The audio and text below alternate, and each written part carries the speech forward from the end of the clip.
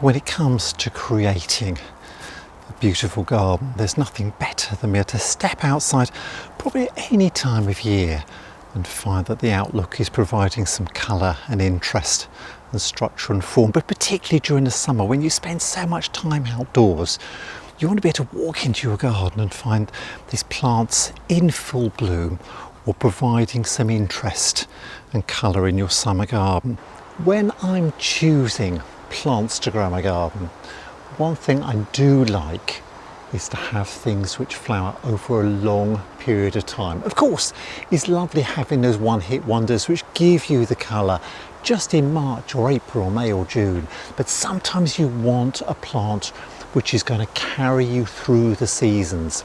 And in this video I'm going to highlight some of my very favourites. I'm going to start with this variety of Anthemis. It's a simple daisy-like flower. It's a variety of Anthemis tinctoria and it's called E.C.Buxton.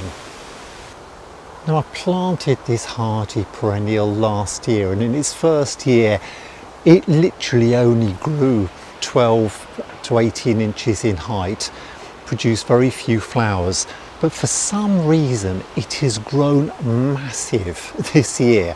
You'd normally expect E.C.Buxton to grow to about 2.5, maybe 3 foot, but for some reason in this slightly shaded position here, just on the north side of a winter flowering viburnum, it's grown to a good 5 foot in height this year. So it can grow taller, and for that reason I've had to support it. I've put some canes and some string around the bottom to give it some support. It will go on flowering well. Started off in June with this beautiful display of flowers, but I'm going to look forward to this continuing to flower well into late summer or even early autumn. The renowned plantswoman Beth Chatto called this a jewel of a plant, and E.C.Buxton was one of her very favourite hardy perennials. For long flowering colour, you really can't beat Alstroemeria. I've grown it for many years in my garden. I started off planting varieties in my main flower borders, and some varieties will, I think, spread beautifully through the border. I'm looking out now onto my main herbaceous flower border, lots of hardy perennials in the base, but with stems of Alstroemeria called Queen Elizabeth, the Queen Mother, coming up through, growing to about 3.5, maybe 4 foot in height, with a lovely pink bloom. And as with most Alstroemerias, some of the petals are striped or speckled with blotches of browns and bronze. It gives a really attractive colour. Now, these are good in your flower borders, but equally well, Alstroemerias are a good long-lasting cut flower. So you can pick these and bring them indoors, and the way to pick your Alstroemerias is not to cut them, but to grasp the stem and pull it sharply and snap it off from its base below soil level. Now, Alstroemerias grow from a sort of a rhizome or a tuber, a bit like a dahlia, and if you just tug it away, then you're not leaving an old bit of stem at the base to rot down. By pulling it away, you'll just leave a little scar on that rhizome and new shoots will grow up. So it will flower successionally through the summer months. But a few years ago, I discovered a dwarf compact range of Alstroemeria called the Inticantia series. The first variety I got was a variety called Inticantia Sunshine with beautiful pink flowers, and last year I was succumbed to one of its sister plants, Inticantia Havana, with a gold and bronze bloom. Now, I've had my dwarf Alstroemerias for several years now. They will die down completely in the winter, and I've got mine in pots, so I keep my pots over winter in my unheated greenhouse. New stems will start growing up through probably May into early June, and you'll have the first flowers through June into July. Now, when Alstroemeria flowers are over and the petals have fallen, they'll leave a leaf stem with a little old remains of the seed head at the top of the stem, and rather than cut the stems away, it's recommended that you just grab the base of the stem and give it a tug and pull the whole thing away. Don't cut it, just grab the stem and give it a little bit of a pull. It does leave a bit of a gap, but this is meant to encourage new flowering stems to develop from the base, which will eventually grow up and give you extra successional flower displays. So here we are, just where you see the old seed heads at the top of the stem, grab the stem, give it a tug. Whether you've got Alstroemerias in your flower borders, or you've got them in pots like with this Alstroemeria Sunshine, there's a flower stem that's finished. I've got a new one developing here. At the bottom you can see a new one coming up from the base, from the rhizome at the base. Just grab the old stem, a little bit of a tug, pull it away, it snaps it off at the base, and that is meant to encourage new flowers to develop. These can keep flowering well into autumn as well. I've had them in flower still in October, but then I tend to move these pots to my unheated greenhouse to give them some protection through the winter. Basically it's to stop them getting too waterlogged. Let them die down naturally, tidy up the plants through the winter, and new stems will grow up the following year. Now they are quite vigorous below soil level, so you will need to repot them regularly, and if they're in a small pot, and I'm looking at a little collection of 3 pots here now on my patio, they're in probably 12 to 14 inch pots. After a year or two you'll need to repot them, so if possible you could put the whole root ball into a slightly bigger pot surrounded with fresh compost, or you can in the spring, probably again around March into April time, tip the whole pot and root ball out onto your potting bench, break it up or divide it up into 2 or maybe more portions and pot each one up individually, and you'll have new plants to either enjoy on your patio or to give away to some of your friends. But if you've got a hot patio, somewhere which is be quite sunny, can get quite dry in the summer months, and maybe you're not a great fan of regular watering, you're going to be away quite a lot, I think the ice plants or sedums are perfect in patio pots. I've got a range of these. I've got a low growing sedum called Atlantis, which actually won the Chelsea Flower Show Plant of the Year a few years ago. It will die down, as with all sedum varieties, completely in the winter, and then you'll just cut off the old stems, and in the spring, as we move through April into May, you'll get a new dome of leaves developing. And Atlantis has got a variegated leaf, broad green stripe down the middle, white edges to it, and it will be covered with golden flowers as we move through July and into August. I've got pots of sedum thundercloud, which has a pale green scalloped edged leaf to it, and this, as we move through into August, will be covered with white flowers. And I've got the purple leafed purple emperor. Again, this will have a lovely broad purple leaf and purple flowers. Good in patio pots. Of course you could put them in the borders if you want, but I find it's a perfect addition to my pots.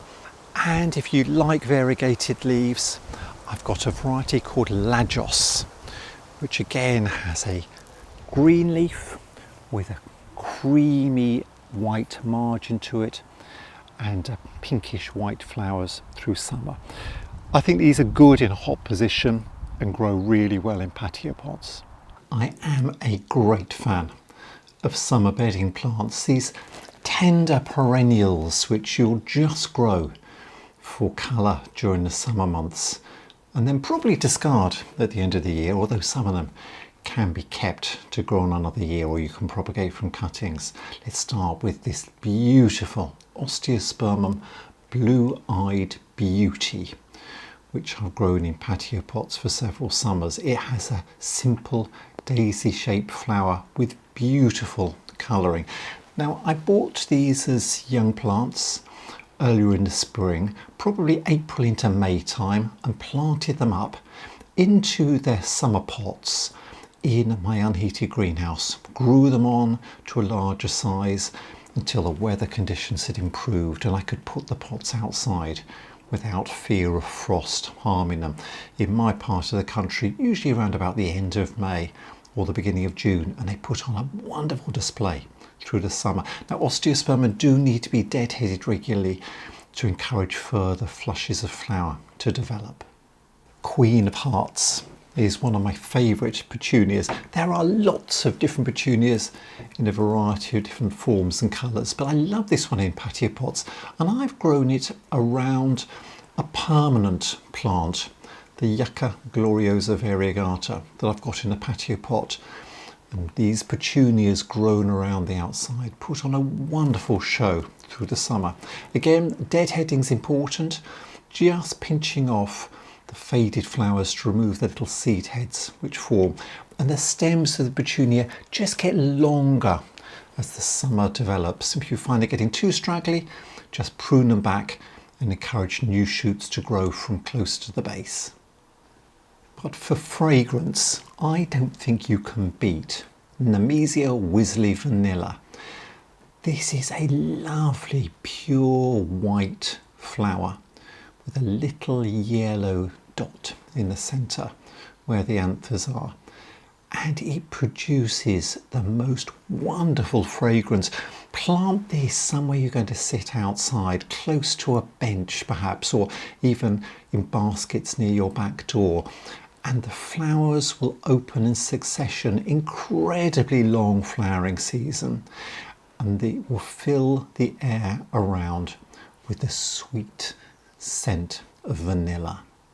Now, I mentioned keeping plants from one season to the next, and I've done that with Wisley Vanilla. Rather than discard the plants at the end of the season, as we're moving through to the end of autumn, I've just cut the plants back hard and I've moved the pots to a sheltered position. They've died back during the winter, but they've come back again in the spring. And I've had 2 years, sometimes even 3 years of flowering from single plants. So provided the winter isn't too harsh and the plants don't get too waterlogged, you can actually keep the plants through the winter. You might want to give them some protection, move them into a greenhouse to give them as extra protection, but they'll die back, prune them back, and you'll get new shoots developing from the base in the spring. On the back of my house, I've got a couple of brackets for hanging baskets. And this position is in very full shade. Probably get some sun right the way around at the end of the afternoon, but otherwise the wall is in the shade. And I find that begonias grow incredibly well in baskets. I've grown a couple of varieties which I really do recommend if you can find them. One was called Apricot Shades Improved, and also Sunset Shades. I got these plants as little plug plants in the spring. I potted them up into individual pots, grew them on, and then always plant generously in baskets. I put 3 of these in a hanging basket, and they grew out, and the flowers they produced for month after month was superb. Just shake the baskets a little bit to loosen any loose petals that fall and pick over them to remove dead flower heads, but they will go on flowering and flowering. Incredibly, I found that right up to almost Christmas, because we hadn't had any bad frosts, and particularly against the wall of the house, it's slightly sheltered, these baskets of apricot shades were still in bloom through to the end of November. So they've got a really good long flowering season. But otherwise, begonias in pots and baskets, even in a slightly shaded position, can be great flowering performers for your summer garden. Pelargoniums are a good choice too, particularly for a hot, sunny position. Sometimes called geraniums or zonal leaf geraniums, these pelargoniums will flower throughout the summer. Just keep deadheading regularly. To deadhead, just follow the flower stalk down. There's a little node where the stalk joins onto the main stem of the flower, and just tweak it, just snap it off and remove it completely. But regular deadhead is important to stop the petals of the pelargonium dropping down onto the leaves, because if you leave them, particularly during wet weather, you can start getting some dieback patches on the foliage. So deadhead and pick off the petals regularly. So I tend to water from the top, let the water soak down into the compost. Sometimes you'll find it coming out through the drainage holes at the bottom, but that doesn't necessarily mean that the compost is soaking wet. So I always leave the pot in a saucer, in a reservoir of water. That reservoir really does act as an extra resource of moisture during the hot weather. Now, as well as flowers, you want foliage, you want leaf colour in the garden. Plants with leaves that provide structure and form. And something I tried in a patio pot a few years ago was something that was becoming a little bit invasive in one of my borders. Lots of people will grow this around their ponds. It's called Houttuynia. I've got a variety with a variegated leaf called Houttuynia, cordata, Chameleon. And it was in the wrong place in the border, so I dug it up and I put it in a patio pot, and it makes a superb foliage patio plant with beautiful heart-shaped variegated leaves splashed with cream and green and pink, giving you that foliage colour right the way through to autumn. And as we move into July, it will also start producing some very small, simple, four-petalled white flowers, which will cover the plant growing at the tips of all the shoots. So Houttuynia, I find, is perfect in pots. Keep the pot well watered too, and it's great for patios. There's a few other things with foliage colour which I grow in pots. One is hostas, and I've got a range of hostas in pots. I've got 4 or 5 different ones. The green-leafed hosta nigrescens, the big, broad, rather leathery leaves with a variegated golden edge of Francis Williams. I've got Hosta Franci, which is green with a little thin cream edge to it.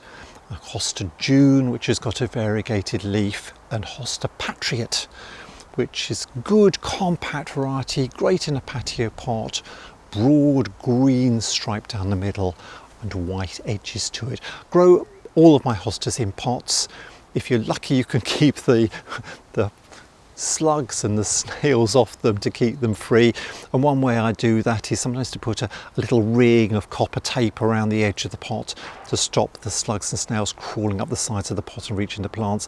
And the other thing I do is I put all of my hostas in big saucers, and I fill those saucers with water, and that I find also can stop the slugs and snails from reaching your plants. One hardy perennial I'm becoming quite a fan of, a Heuchera, often called coral bells, which refers to the dainty flower stems that develop in long succession over summer. However, it's not actually the flowers I value most, but their colourful foliage. These are low-growing, mound-forming hardy perennials that look good almost all year round due to their colourful leaves that come in an exciting range of colours. Plant breeders have really been creative developing new varieties of these lovely hardy perennials, and you'll find named varieties with colourful leaves, often variegated, speckled. There are so many that I came across a wonderful nursery called Heuchera, based in the New Forest at Lymington in Hampshire, which lists almost 200 varieties in green and peach, gold and purple, lime, orange, silver, black and many more. Many varieties are good in the sun, particularly the darker leaved ones like the strong growing obsidian with its nearly black glossy leaves, but most like dappled shade. Especially paler coloured varieties like a new one I got this year called Glitter, with silvery, shiny, almost metallic leaves deeply patterned with a network of dark veins. For an autumn-winter pot last year, I planted Heuchera Georgia Plum, which has lobed purplish pink leaves with deep purple veins.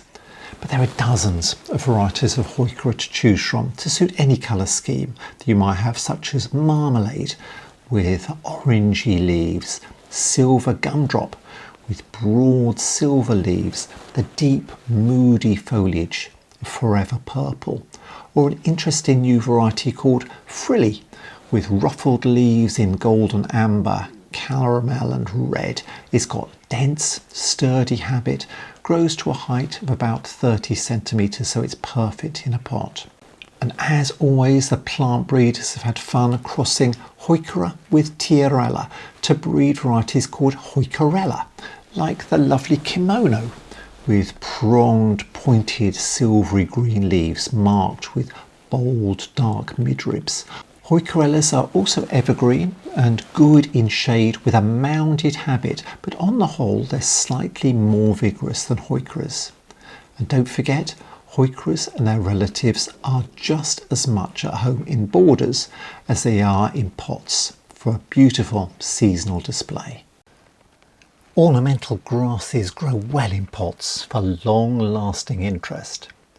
In this little corner of my patio, I've put some big pots of Miscanthus and some smaller ones of the Japanese bloodgrass, Imperata rubra, all grouped together to create a tiered display, along with small pots of Eucomis on either side and sedum in the centre. Imperata dies down in winter and can be cut down to soil level before spring when new leaves emerge from the base. These green leaves will soon take on their striking red colours, growing to about 18 inches in height. Roots and growth soon fill the pots, so you'll need to repot them into a slightly larger pot each spring, or even divide up larger plants into smaller pieces. I've grown Miscanthus in pots for many years, and varieties like this striped-leaved variegatus look striking as they grow taller through the year. I also like a Zebrinus with cream bands on each long green leaf, which can grow to about 4 foot or so in height by midsummer. You can leave them to provide structure and form well into winter, and then I cut all the growth back to its base during winter. Don't delay too long or new shoots will start growing up and you'll need to avoid damaging these as you cut away the old growth.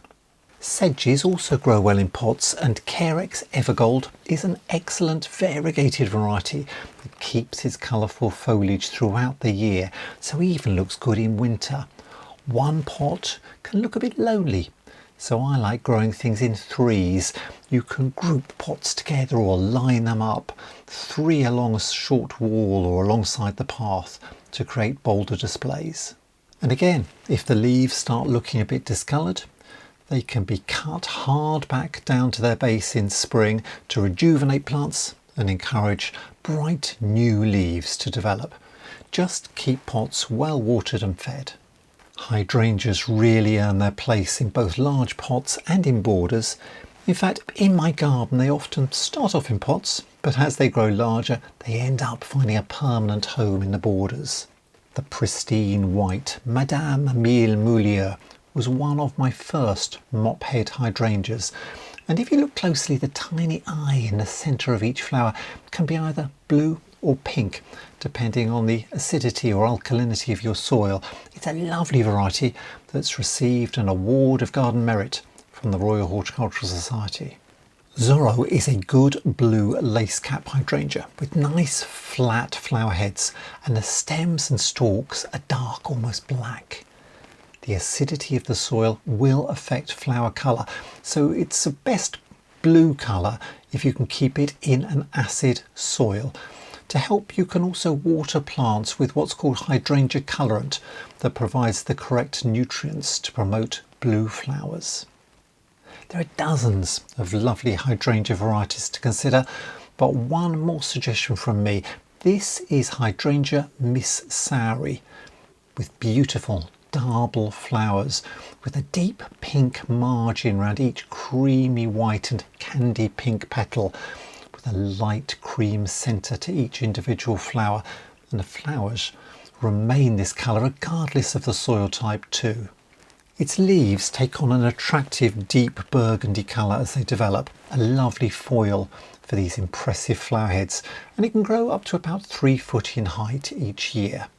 It has a long flowering season too, from around about the end of June right the way through to September. And one accolade it has received, it won the Chelsea Flower Show Plant of the Year back in 2014. Hardy shrubs are a great addition to any garden, especially evergreen ones that provide structure and form throughout the year. Cordylines are useful structural shrubs with a crown of arching narrow leaves spreading out in every direction, rather like an umbrella, and are commonly given the name of cabbage palm. You can find varieties with green, purple or striped leaves in many colours. Torbay Dazzler is a favourite with long sword-like leaves carrying a green and cream-edged stripe from base to tip. They are reasonably hardy, but in very cold wet winters their arched leafy tops can be hit by frost and killed. This happened to me recently, but don't be too hasty relegating plants to the compost heap. I cut off the dead tops but left a stumpy base, and as spring moved into summer I noticed new shoots developing around the base. By July these had developed nicely into a clump, and I'll be able to continue enjoying my new look Torbay Dazzler cordyline for many years to come. Cordylines love the sun, but try and move them to a sheltered position during cold winters, or even tie up and wrap up the foliage in fleece for protection during extreme cold spells, removing when the weather improves. Other shrubs you could consider including evergreen hebes that provide structure as foliage features and steal the show when in full flower, like this beautiful Hebe Marguerite. Then there are Skimmia, lots of different evergreen varieties, including ones with variegated leaves like Mystic Marlow. Good structural plants through summer, but then producing flowers through winter into spring, including varieties like Rubella. Perhaps take a look at Phormium too, and many others in the shrub section of your local nursery or garden centre. And of course there's clipped topiary, grown from box or buxus, holly or ilex, yew, and other hedging plants that can be grown, trained and clipped to create wonderful forms and features, creating living topiary sculptures, making formal features or dividing up areas of your garden. For flowers, take a look at Geranium Rozanne, the perfect hardy perennial to attract bees, flowering over a really long period throughout summer. It dies down completely in winter, but by April it's formed a lovely mound of new foliage. It's low growing and it spreads out, so I plant it at the front of a border next to a path so it can spill out as it flowers. Rozanne has an excellent repeat flowering habit, with its flowers opening from around about June and continuing successionally well into autumn. Euphorbia Ascot Rainbow is a really good hardy perennial with bright golden stripes down the length of its long green leaves. It forms a bold clump in borders, perhaps reaching about 3 foot in height once established. And I've grown it as a foliage feature in patio pots to provide leaf colour through autumn and winter, coming into flower in spring to provide colour into early summer. Once the flowers fade, just cut away all the flowered shoots at their base to make room for new shoots, but do wear gloves as the white sap of Euphorbia can be a skin irritant. In addition to Ascot Rainbow, do check out other lovely Euphorbias like Glacier Blue too. The perennial sunflower is one of my favourite flowers to add height and long-lasting flower colour towards the back of my borders. This is Helianthus Lemon Queen, and it's received an Award of Garden Merit from the Royal Horticultural Society. As a hardy perennial, it will establish and grow back year after year. Its green shoots grow up from below ground through spring and into summer, and then they'll reach a height of perhaps 5 to 6 foot by the end of July, with its pale yellow flowers starting to open. These will continue through August and September to provide long-lasting displays. I find it has a good branching habit, and it's robust enough to grow without needing extra support. But as much as I enjoy these flowers, so do many garden insects, and you can enjoy watching bees and other beneficial insects feeding on their sunny open blooms. In particular, I'm always pleased to see hoverflies feeding.